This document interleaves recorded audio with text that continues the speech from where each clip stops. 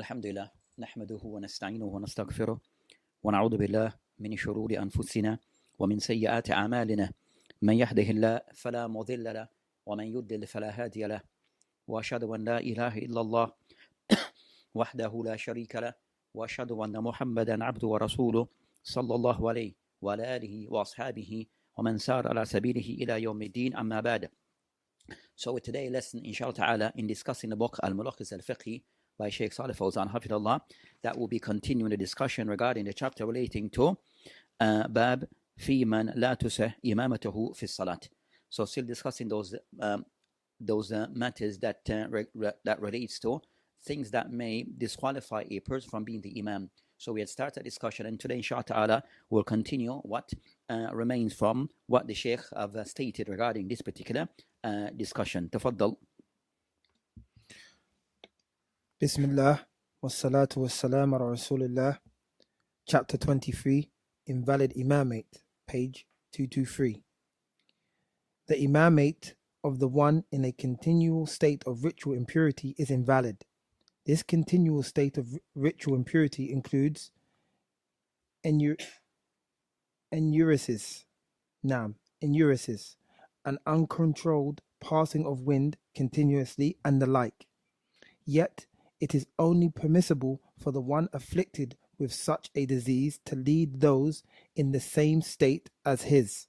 However, if a healthy person performs prayer behind such an imam, his prayer will be invalid, because in such a prayer there is a defect which is not to be mended, since the imam performs prayer while he discharges impure matters, which contradicts one's purity. The prayer of such a person is valid only for necessity, and his imamate is to be only with that who is like him, as they are the same concerning the continual discharge of the impure matter. So the Shaykh Hafidullah, he mentioned also another group of people who are considered to be their salat are said to be they are disqualified or preferred not to lead other than salat. So I mentioned concerning La Tusah Imam, that it is not valid for a person who have this ailment, this illness, where he has continuous urine flow. So continuous urine flow due to some form of illness or wind or the like. So continually discharging of these type of things from his body. So he mentioned that, and as for this person, that it is disliked for him to lead people who are not like him. But as for him leading others who are similar to him, then that's fine. But as for him leading others who may not have this condition. So again, this matter go back to what we discussed before regarding concerning that if a person that is salat on his own is considered to be valid, leading others also is those praying behind him, his salat is said to be valid. So I go back to that principle. So the ulama will mention that based upon the fact that this person, if he was to pray on his own, his salat is valid. So it does not disqualify him from leading others in salat, but maybe disliked for him to be the one to lead others, but his salat is not totally invalid by others praying behind him, because he on his own praying, his salat is valid. So that's a principle that ulama mentioned, as we said. So this also come into play. So those who are the Shaykh mentioned, those who hold that such a person is not to lead others in salat because they have this type of ailment or this illness which is continuous, and also other all that it's disliked, and those who pray behind him, their salat is still valid, but him leading them, it is something which is disliked and prefer for someone else to lead a salat. So you have the discussion between the ulama on this topic. Qala ma'allif hafizahullah. If one performs prayer behind another one who is in a state of ritual impurity, or his body, garment, or place of prayer is impure, without knowing about this imam's impurity or ritual impurity until prayer is finished, this person's prayer will be valid, but not the imam's. This view is according to the hadith in which the Prophet ﷺ said, if one is in the state of janaba, leads the people in prayer, he is to perform his prayer again, while the prayer of those behind him is valid.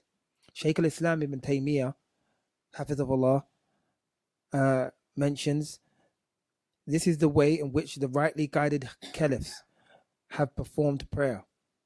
It could happen that they led people in prayer, and when they knew that they had been junub after the prayer was finished, they would perform their prayer again and would not order those led in prayer to perform prayer again.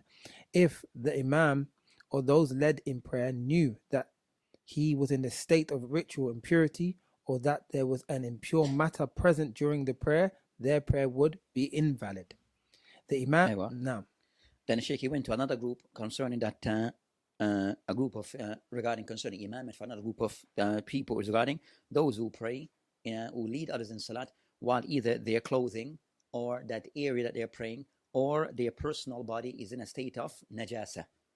So is such a person who lead the salat in such a state that there's an impurities present whether on the person or the area that they are praying, and the person does this, is the person's salat is it valid or not? He goes back to the scenario of one, if the person does so out of lack of knowledge, that a person he had najasa on his clothing but he was unaware of this, he didn't have knowledge of this, then such a person and his salat is valid. And then he mentioned that, so, and those behind him also, their salat is valid because they were not aware of this impurity. The second scenario he mentioned, if the person, and I have a hadith of the Prophet ﷺ, where he ﷺ led the people in salat and he was wearing slippers. So it shows concerning to a degree that it is permissible to wear concerning shoes in salat if there's not under certain to wear shoes in salat. So he ﷺ, he led the people in salat while wearing his slippers. Then while praying, he took off his slipper. So he mentioned that the people also, they did the same behind him. So at the end of the salat, they asked him why he did what he did. Then he ﷺ mentioned that Jibreel ﷺ came to him and told him that there was impurities on his shoe. So he came out of his shoe, he took off his shoes while in salat. So at some point, he was praying with his salat, in his salat, wearing a shoe that have impurities.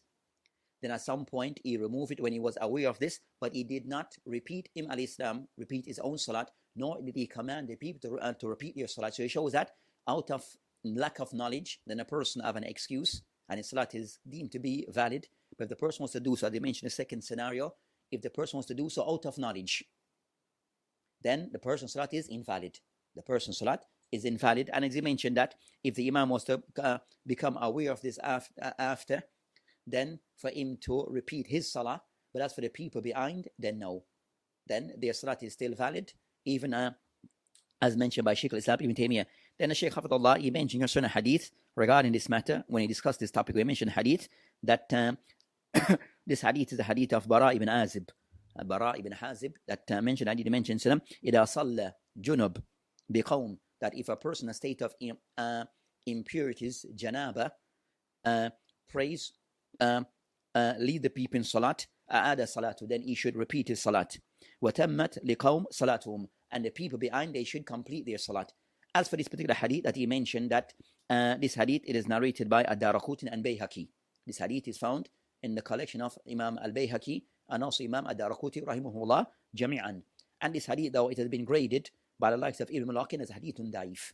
So this hadith that he mentioned here is a hadith concerning that in his da'if concerning إِذَا صَلَّى جُنَبْ قَوْمٍ أَعَادَ salatu. That if a person pray in a state of impurities, then he should repeat his salah. Also the hadith is da'if. That is mentioned here by the author Hafidhullah. Aywa. قال المؤلف حفظه الله, the imamate of the illiterate person is invalid. Illiterate here means the one who does not memorize the surah of Al-Fatiha, the opening chapter of the Quran, or memorizes it but recites it improperly, such as making grammatical mistakes in words which change their meaning. These mistakes could include, for example, saying, upon whom I have bestowed favor, instead of saying, upon whom you have bestowed favor. Al-Fatiha, verse 7. They include wrong declension. This illiterate person may mispronounce a letter for another because of his lisp. Thus, his imamate is not valid except when leading illiterate people, since they are equal regarding this defect and unable to mend it. However, If the illiterate person is able to mend his pronunciation of reciting the Quran, his prayer will not be valid, nor that of those performing prayer behind him. This is because that person does not perform an integral part of the prayer, though he is able to perform it. Moreover, it is detestable that one leads people in prayer while most of them justifiably dislike him. Now, So Sheikh again discuss our next issue regarding concerning those who are said concerning a person who is preferred not to lead others. And he mentioned concerning لا تسع إمامة الأمي, concerning mention a person who's ummi. Ummi generally meaning concerning a person unable to read and write. But in this particular what is mentioned al-murad bihi huna, as for what is intended by ummi, the person unable to read and write, or the person is then he mentioned that the person who's illiterate is that person who mentioned man la yahfaz surat al-Fatiha, is the person who has not memorized surat al-Fatiha correctly. So the person concerning sort of the emphasis regarding of recital of the Quran is the person unable to read primarily surat al-Fatiha correctly, in the sense of when the person reads Fatiha or any of the Quran, more so Fatiha, and also applies to the rest of the Quran, but you have a lahan, you have somewhat a recite that is it is an improper pronunciation or use of the pronunciation where it changes the meaning of that surah, of that what is being read. So if it change drastically the meaning of what is being read, then this lahan is something which is significant, and it then will cause then that will disqualify the person from being able to read Al-Fatiha correctly. Sometimes I mentioned that matter, so it doesn't necessarily mean the person have to know concerning all the ahkam of tajweed and perfect this, but regarding, but this is something which is useful to have. But as for the person who's able to read Fatiha in a normal way with some tajweed, but whatever he reads, it does not have a significant change on the meaning of what is being recited. Aywa, then discuss what comes after this. Qala Ma'allif Hafizahullah, moreover, it is detestable that one leads people in prayer while most of the people justifiably dislike him. The justification of this dislike may be due to a shortcoming in his religiosity. This is because the Prophet ﷺ said, "There are three persons whom prayer does not rise over their ears, i.e., Allah does not accept it. The first, the escapee slave until he returns. Second, a woman who sleeps while her husband is angry with her. And third, a person who leads people in prayer while they are dissatisfied with him." Related by At-Tirmidhi, who deems it Hasan, good. Now, so concerning the Shaykh again discussed concerning another of those cases that are discussed between the ulama regarding that matter that can deem the person not qualified or not said to be the more preferred person to lead the salah. Before we go to that matter, let's concern going back to another matter that we discussed concerning that. If a person leading the salat, and for example, the person that he somewhat have remembered that he's without wudu, tahara. So the person in salat, then he can, then in the salat as he's leading, then he remembers that he's without tahara. Or a person is in the salat and he perceives that most likely he may lose his tahara. Nam. So in that state, in that situation, a person can what is called istikhlaf. But a person can, what he can do, he can bring someone from in the saf behind him to come forward and continue the salat, and he then move away. So he will relinquish his imamat, his position as being the imam for the salat, because he has either remembered that he is in a state of impurity. So he will bring someone forward, reach back and bring someone forward for them to continue the salah. That is called istikhlaf. So it's something which is permissible to be done, where someone, then they will kind of somewhat, they would take the role of being the imam and continue the salat, while the imam, he relinquished that role because of the reason of a reason that will not allow him to continue his salah. So rather than him restarting the entire salat for everyone, he just what? Istikhlaf. Bring someone from behind to come forward and continue the salat, and he will just move off, and the people's salat will be deemed to be valid in that scenario. That's concerning istikhlaf regarding matters of salat. So back to the topic the Shaykh mentioned, Hafidullah, the Shaykh mentioned Hafidullah regarding concerning يقرأ يؤم الرجل قوما أكثرهم يكره بالحق. Regarding concerning a person who it is disliked for one to lead the people in the salat, while the people they dislike that person, or by disliking towards that person. So the Shaykh mentioned the hadith regarding that this is the method that the Prophet Islam have highlighted regarding concerning the one who, especially the one who put themselves forward to lead the people, then to kind of somewhat to be mindful regarding how the people might perceive him, especially concerning in matters concerning salat, in that salat, and also is a fear. So it shows concerning that the person will take the role of imama of the people, especially concerning that appointing someone to lead the people in the salat in the masajid, or a person who may be in a gathering with people and want to kind of somewhat to put himself forward, to be mindful concerning is of his adala. Mindful concerning his adala and how he's viewed, and that adala is affected because of the person that is involved in things that are improper and things that are contrary to the Sharia.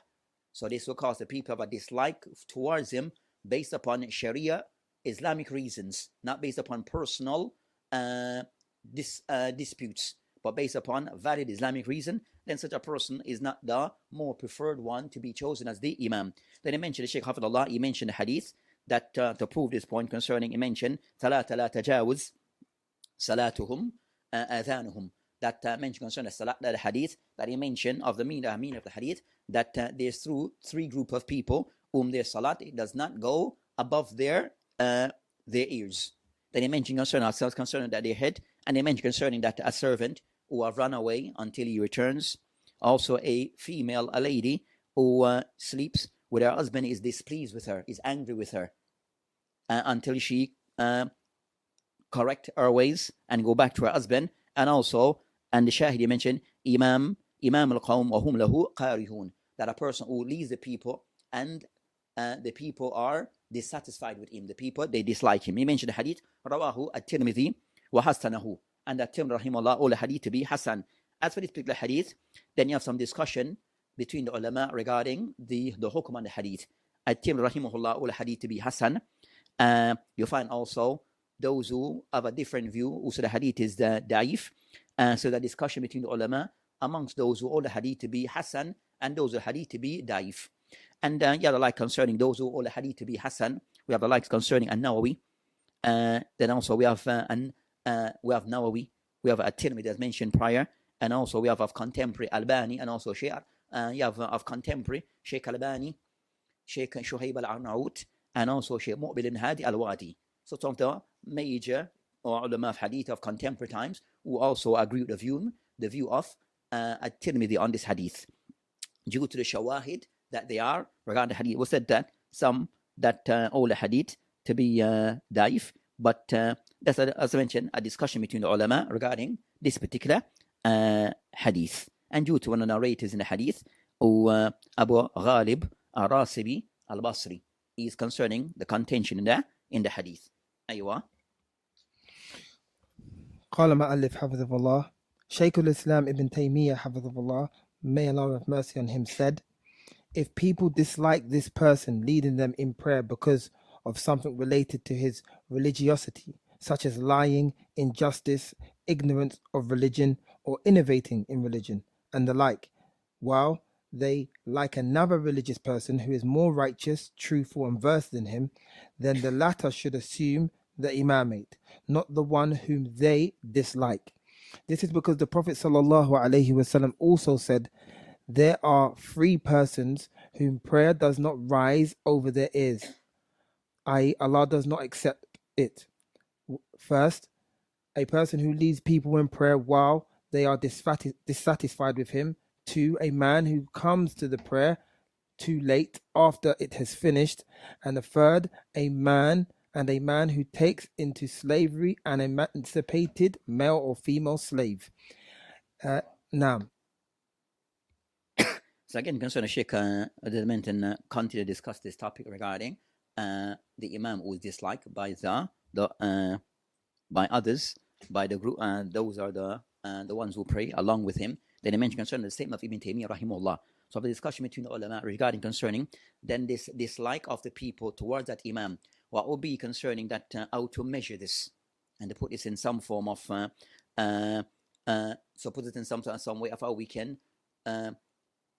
make some call as to when it is considered to be valid and when to consider to be invalid if they have dislike towards this imam. So that's the thing that is the factor, this is the deciding factor regarding that dislike that they may have towards the imam or opposition that they may have towards the imam, that either because of that imam that he have displayed or that's come known to the people that he is one that they are criticizing. Matter concerning is deen. So matter concerning is deen, in a sense of concern, the person may be known concerning deen one, in matters of deen concern, they mention concerning a person known to be a liar. That also the person that is known for zulm, wrong, also known for a jahl regarding matters concerning deen and pretending that he is qualified, also is known for bidah. So these are those things that the person is known for, these type of wrongdoings, then that will be a valid reason for the congregation to have a dislike towards the imam. And those will be genuine factors to be considered. And for them to have a dislike towards that person, the person is involved generally concerning things of fisk, things that are for transgression regarding religious known stuff. So it should be based upon religious grounds. It's based upon religious grounds. But I mentioned that the person is known also to be religiously better, regarding the person known for his honesty. And these things are considered in most part. Then that's the person who is more likely, more preferred to be chosen, because he's known to be of one whom that is character and how he function, then he's known to be a person who's upright. So those are the concerns. So that's the factor in deciding what is said to be of those qualities to look at regarding why the people may dislike the imam and why he should. Then he mentioned concerning of the hadith, that he mentioned another hadith concerning the hadith, and the hadith that he mentioned, the hadith that is ثلاثة لا تجاوز صلاتهم آذانهم, that he mentioned the same hadith, and he mentioned concerning this particular hadith, but he kind of somewhat a different wording. This particular hadith concerning the hadith regarding that you have three groups of people who that the salat does not rise above their heads. This hadith comes with various with several Sahabi narrating this hadith. So you have among the Sahaba who have narrated hadith with different wording but similar meaning. You have concerning the hadith that we mentioned first, the hadith of Abu Umama, we have hadith of Ibn Abbas, we have the hadith of Abu Sa'id al-Khudri, we have the hadith of Abdullah ibn Amr ibn As, and this hadith is a narration of Abdullah ibn Amr ibn As. But it doesn't come with the wording Salata la tajawuz. That's not the wording of that hadith of Abdullah ibn Amr ibn As, with the hadith that is mentioned here. So the first section is not the wording of the hadith of Abdullah ibn Amr ibn As. Nam. So the hadith of Abdullah ibn Amr ibn As, which is the hadith here that is more mentioned, it mentioned ثلاثة لا يقبل الله منهما الصلاة. ثلاثة لا يقبل الله منهم صلاة. So that hadith is the hadith of Abdullah ibn Amr, and he mentioned these three groups of people that is mentioned. So that hadith also, and that hadith, you have some, so that's the hadith, but that hadith, the Jumhur of the ulama, they criticize the hadith of Abdullah ibn Amr ibn As, based upon two reasons. You have a narrator who's known as Afriki, Abdul Rahman Afriki, who's known by Jumhur of the ulama to be daif, and also another person on a question, which is Imran, that also is being questioned. So the hadith is daif, that is used. And this hadith that he mentioned of Abdullah ibn Amr ibn As is found with Abu Dawood and also Ibn Majah wal al-Bayhaqi. But now we said, no, part of the wording, the first part of the wording is not the wording of the hadith of Abdullah ibn Amr ibn As. Nam. Aywa. قال مؤلف حفظه الله, Ibn Taymiyyah added, if there is a hostility between the imam and those led in prayer, such as the hostility among the people of different inclinations and those of different juristic schools, then it is not permissible for him to lead them. This is because the wisdom behind performing prayer in congregation is achieving harmony and accord between Muslims. The Prophet ﷺ said, do not differ while standing in prayer, i.e. straighten your rows, otherwise your hearts will differ. On the other hand, if the imam is righteous and one of the adherents of the Sunnah, prophetic traditions, but the people still dislike him, his imamate is valid and acceptable, and the blame is on those people who dislike him. In any case, there should be accord and a harmony between the imam in prayer and those led it behind him. Both should cooperate in righteousness and piety, putting aside any hostility or hatred caused by desires and evil ends. Thus, the Imam should do the duty that he owes to those led in prayer, not to cause any hardship to them, and have regard for them. أيوة. Now, So the author, Hafidullah, that continue concerning the clarifying certain matters further regarding concerning the Imam and that relationship that he has regarding those of the with the congregation. That I mentioned that and those things that somewhat may cause him to be more disqualified or more not preferred to lead the people. I mentioned, and so I mentioned the factor, and I mentioned إذا كان بينهم يعني معاداة من جنس معاداة أهل الأهواء والمذاهب. So I mentioned concerns if there's a form of enmity between both the Imam and the congregation, but is based upon party lines concerning either people of the people of Ahwa, that they dislike him because of their people of Al-Ahwa, or on contrary, is of people of Al-Ahwa, or based on madhahib. Difference concerning madhahib here concerning madhahib, that can be taken one, madhahib concerning madhahib al-aqadiyya.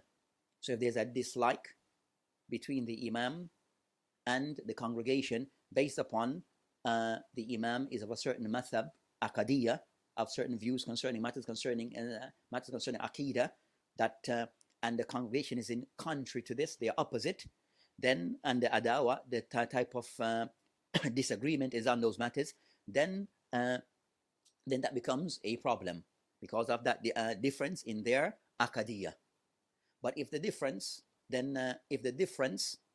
is that in madhahib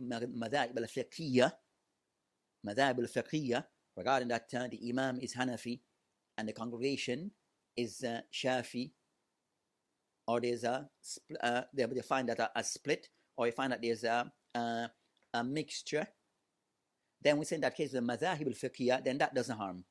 If the different concerning madhahib al-fiqhiyya, then this doesn't harm. But in differences in matters concerning aqadiyya, then this is a factor that needs to be looked at and given a due attention. Then he mentioned, so that's concerning, mentioned the hadith concerning la taktalifu, that hadith is narrated by Imam Muslim. Then he mentioned concerning, but if also concerning the Imam is known to be a person of deen and the sunnah, but the people behind is not, but they have their disagreement towards the Imam because that they see that the person upon the sunnah and trying to call to the sunnah, then this is not a reason, a justified reason for him to be removed from that position, because he's a person of sunnah and he's the one who's upon the asl, which is the asl of Islam in its pure sense, and they're the ones who have deviated, and it's for them to fall in line. So if they show any form of disagreement towards him, or show any form of try to remove the disagreement towards the Imam, then the Imam, this is not a valid reason regarding whatever disagreement they may have towards the Imam based upon, because the fact that he's upon the sunnah and calling to the sunnah and itiba as sunnah. So that in those cases, so that's not a legitimate reason for them to that dislike towards the Imam, to have that dislike towards the Imam. Then Shaykh mentioned also, I think, to be mindful of regarding concerning that, also for the Imam to be of a person concerning a Hakim, that the Imam that also try to build a relation between himself and the congregation, that he not do enough things that will bring about them to have suspicion or dislike towards him. And that concern said no, is for the Imam, of the Imam involved in things that are improper, so that will cause the people to have some suspicion upon him, and also for the people of a dislike, because he said he's known for dhulm, known for lying, known for cheating, and those type of things. That so those things are things the Imam should be mindful of, and also that the Imam not to be overly harsh towards the people, not to be overly harsh towards the people, and awdida. But if the case is something the Imam sometimes may say something, may be a mediator in a matter, so that because he may come to a certain judgment that some of the people may dislike, then that's also not a valid reason, because he may come to a judgment that some people, or the people that at that disagreement may not agree with, but he's not wrong. It's just that he ruled against them and they take it and make it personal. Then that's not also a valid reason for the Imam to be removed on those grounds. Aywa. قال المؤلف حفظه الله. On the other hand, those led in prayer should do the duty they owe to their Imam and respect him. Finally, the Imam and those led in prayer should tolerate criticism delivered by any of by any of them towards the other, as long as this criticism does not degrade one's piety and sense of honor. All of us have defects. No one is perfect. A poet once said, "Who is the one with qualities all satisfactory? Is it enough? Is it enough honor that one's defects are countable?" And we ask Allah for guidance and success for all people. End note. Yes, so Shaykh Hafidullah, this can also again can somewhat remind concerning both concerning the Imam and also the congregation regarding that try to not to that's considered to and ta'awun, that they try to work together regarding maintaining uprightness and piety, and also that both are able to can, as brother concerning, give nasiha, give advice to each other, but in a good way. So give advice in a good way. So at times that Imam give advice, so maybe a few people in the congregation may have done something that is improper, for him not to specify the people by name and to call people by names unnecessarily. Just kind of somewhat highlight maybe what someone did wrong or what the act that was done wrong, that's highlighted and corrected without specifying the individual who did it. And also vice versa, the people might see something Imam that may be done wrong, for them to kind of somewhat to go to the Imam and pull him aside and kind of somewhat highlight to him the thing that they observe or what they wish to bring to his attention. So everyone working together based upon ta'awun al-bir wa taqwa, and also giving concerning ad-din and nasiha, giving each other the appropriate advice. So that also the Shaykh they mentioned concerning Ibn Qudama, and others mentioned that also the matter to take into consideration regarding Ibn Taymiyyah. The ulama discussed it, but they mentioned add a few more points that regarding concern that if people may have dislike towards the Imam or matters that they want to raise to the Imam, that you look at the majority, what percent of the congregation, if they may dislike the Imam, is a valid for them to look at this matter and to see what is the best way forward. Is if the majority of the people are the ones who somewhat have a dislike towards the Imam. But there's a few individuals they mentioned that Atim Rahimullah I mentioned concerning Fil Jami concerning قال أحمد إسحاق he mentioned في هذا إذا كره, if it is dislike, واحد أو اثنان أو ثلاثة فلا بأس أن يصلي بهم حتى يقرأه أكثر القوم. So he mentioned concerning that Ahmad Ishaq mentioned, if one or two or three people may have a dislike towards the Imam, then the Imam still leads until the majority of the people, until the majority of the people have a dislike towards the Imam. Then the matter need to be raised and to be given its due attention. That's concerning that matter to be mindful of. Some mention concerning the people who raise these matters should be people, as some of the ulama mention concerning that, يعتبر بعد العلماء كراهية أهل الدين دون غيرهم. That concerning the people who may have a dislike towards the Imam, it is to look at the concern and look at people, the people of Ahl Deen. Not concerning people are just as any person, but the people are known for their uprightness in their deen. If they are highlighting certain things, they need to be looked at and given due attention. Not just anyone. As Ahl Deen, they use a different scale to measure things. So that's concerning some of those matters that relates to this topic. So this inshallah ta'ala will end this lesson and this topic, and we'll continue with what remain regarding other matter that relates to al-imama. وبالله تعالى توفيق وهادي إلى سبيل والآخر دعوانا الحمد لله العالمين. السلام عليكم ورحمة الله وبركاته.